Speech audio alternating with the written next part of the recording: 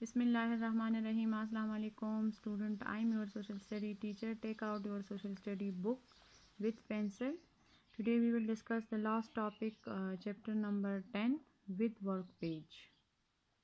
Page number 74. ठीक है. Today we will discuss the religion. Learning के बारे में हमने प्रीवियस लेक्चर में पढ़ा. आज जो है हम रिलीजन के बारे में पढ़ेंगे. Most of the early people in this land were Hindus. और हमारे पास जो है सब कॉन्टिनेंट में ज़्यादातर लोग जो थे वो हिंदू थे. फ्रॉम टाइम टू टाइम और वक्त के साथ साथ जो है नए रिलीजन आए, नए मज़हब आए. यानी उस टाइम जो है हमारे पास हिंदू थे, लेकिन फिर जब टाइम गुज़रता गया तो नए मज़हब आए. Buddhism spread to many parts of the subcontinent. ठीक है. और इसमें बुद्धिज़्म जो है वो भी स्प्रेड हो गया, फैल गया और सब कॉन्टिनेंट के कुछ हिस्सों में. Beyond Jainism. ठीक है. Spread with India. जैनिज़्म भी जो है स्प्रेड हो गया. ठीक है. जो हमारे पास यहूदी होते हैं. ठीक है. It was mainly with the arrival Muhammad bin Qasim. यानी उसके अराइवल से पहले की बात है. ठीक है. यानी जब मोहम्मद बिन कासिम आए 8th सेंचुरी में, CE 8th सेंचुरी में. ठीक है. That Islam begin to spread in the subcontinent. और उसी के साथ जो है हमारे पास इस्लाम जो है वो स्प्रेड हो गया, फैल गया.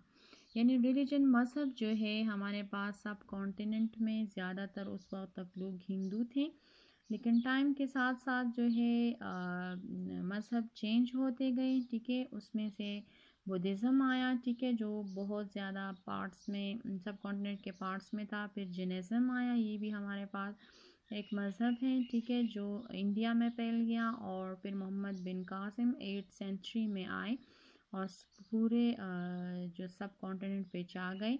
जो मज़हब हमारा था वो इस्लाम. ठीक है. इस्लाम की जो अराइवल है वो किसने की थी? मोहम्मद बिन कासिम ने 8th सेंचुरी में इन द सब कॉन्टिनेंट, जो सिंध में आए थे, दीबल में.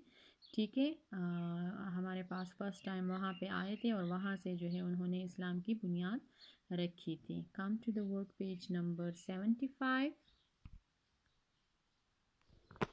Work page 75, A part. There were some great empires in dynasty in the history of the subcontinent. यानी हमारे पास सब कॉन्टिनेंट में बहुत से बड़े बड़े सल्तनत थे. ठीक है. डायनेस्टी थी. ठीक है. जो हिस्ट्री में है. Make a list of these in order in which they ruled. यानी इसकी जो है आप लोग लिस्ट बनाए कि कौन कौन किस किस ने कब जो है हुकूमत की थी. The first one has been noted for you, the Persians. यानी सबसे पहले जो है हमारे पास पर्शियंस आए थे. ठीक है. तो पर्शियंस के बाद फिर कौन आए, फिर उसके बाद कौन आए, फिर उसके बाद कौन आए. तो इसकी पूरी जो है हमने लिस्ट बनानी है. डायनेस्टी मीन्स जो हुक्मरान होते हैं, एक ही फैमिली मेम्बर्स होते हैं और वो जो है मतलब बारी बारी जो है किंग बनते जा रहे हैं. जैसे पहले दादा किंग होता है, फिर बाबा किंग होता है, फिर उसके बाद जो है बेटा, फिर नवासा. एक ही फैमिली मेम्बर्स होते हैं. इसमें जो फर्स्ट वन है द पर्शियंस. पर्शियंस के बाद आए द ग्रीक्स. द ग्रीक्स के बाद after the Greek the Mauryans. After the Mauryans the Kushans. The Guptas after the Kushans, and after the Guptas the Parthians, and after the Parthians the Huns, and after the Huns the Nanda. यानी ये सारे जो है मतलब एक ही series में आए. ठीक है ना. मतलब एक ही पहले ग्रीक्स थे, फिर उस मौर्यंस थे, फिर कशंस थे, फिर गुप्तास थे, फिर पर्थियंस थे, फिर हमारे पास हंस और नंदा. इन्होंने बारी बारी सब कॉन्टिनेंट पे हुकूमत की, जो है वहाँ पे रूल किया. ठीक है. जो हमारे पास बी पार्ट है यहाँ पे, वो हमारे पास ट्रू फॉल्स है. Say whether the following sentences are true और false. T for true and F for false. First one. The Indus Valley civilization flourished in about 2600 BCE. ठीक है. यानी हमारे पास इंडस सिविलाइजेशन जो है कब यहाँ पे कायम हुई? 2600 BCE में. ये ठीक है. ये हमारे पास है ट्रू. ठीक मैंने लिखा है.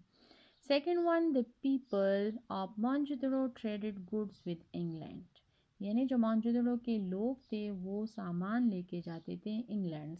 फॉल्स, ठीक है, ये हमारे पास फॉल्स है क्योंकि वो वहाँ पे नहीं लेके जाते थे। The Aryans, third one, the Aryans वो ट्राइब फ्रॉम अफ्रीका, ये अफ्रीका से आए थे आर्यन से। No, false. Number four, the culture of Gandhara in Taxila are was influenced by the Greeks. Yes, Gandhara और टेक्सला जो है वो ग्रीक्स पे जो है उसका काफ़ी कल्चर का जो है असर था। फिर fifth one, Ashoka become Buddhist after the battle of Kalanka, यानी अशोका जो थे वो बुद्धिस्ट थे, ठीक है, जब जंग हुई कलंका की। यस, यानी जब बैटल ऑफ कलंगा में लड़ाई हुई तो उसके बाद जो है वो बुद्धिस्ट थे, ठीक है। और सिक्स वन, लास्ट वन जो है हमारे पास है, Nalanda university was set up by the Kushans, और नालंदा यूनिवर्सिटी जो है हमारे पास कशन ने इंट्रोड्यूस करवाई थी और वहाँ पे बनाई थी। फॉल्स, नहीं, ठीक है। फिर हमारे पास सी पार्ट है। Third one, C, write in sentences explaining what each of the following words means, ठीक है। हमारे पास जो आर्कियोलॉजी है, first one, the study of old things, यानी हमारे पास जो पुरानी चीज़ों को स्टडी करते हैं उसको कहा जाता है archaeology, the study of old things, ठीक है, full stop. Second one, inscription, something written, इसका मतलब है समथिंग रिटन, अगर आप कोई चीज़ राइट करें, और इंग्रेव्ड, और उस पर खंदा करें, ठीक है, ठीक है, on a wall, in stone और कॉइन्स, जैसे आप लोगों के पास कॉइन्स होते हैं ना, तो कॉइन्स पे क्या होता है, जो 5 लिखा होता है, 10 लिखा होता है, या फिर ये जो मतलब कब्रिस्तान पे जो पत्थर लगे होते हैं उस पे नेम्स और फादर नेम्स और वो सारा कुछ, डेट ऑफ डेथ, ठीक है, या पे शाह फैसल मास्क, या दीवारों पे अगर देख ले तो ये जो डेकोरेशन हुई होती है, फ्लावर्स वगैरह बनाए गए होते, तो इसको कहा जाता है इंस्क्रिप्शन। दोबारा मैं बता रही हूँ, something written, engraved on a wall, stone और कॉइन्स, ये मैंने एरो लगाई है, ठीक है, यहाँ पे नहीं आ रहा था तो यहाँ पे मैंने राइट किया। Third one is dynasty, dynasty mean a series of rulers from one family, जो एक ही फैमिली मेंबर्स होते हैं, ठीक है, और हमारे पास हुक्मरान बनते जा रहे होते हैं। लाइक जो हमारे पास जो है क्या हो, कि पहले दादा हो किंग हो, फिर उसके बाद उसका बेटा किंग हो, फिर उसका बेटा, फिर उसका बेटा, फिर उसका बेटा, मीन्स कि एक ही फैमिली मेम्बर्स के जो है वो किंग्स बनते जा रहे हो, ठीक है। तो दोबारा मैं रिपीट कर रही हूँ, अ सीरीज ऑफ रूलर्स, हुक्मरान जो होते हैं फ्रॉम वन फैमिली, एक ही खानदान से ताल्लुक़ रखते हों, ठीक है। तो ये तो थे हमारे पास जो है वर्ड्स थे और उसके मीनिंग थे, ठीक है। आज आप लोगों का जो होमवर्क है तो वो है वर्क पेज नंबर 75, ठीक है, वर्क पेज नंबर 75, ठीक है, ये आप लोगों ने लर्न करना है।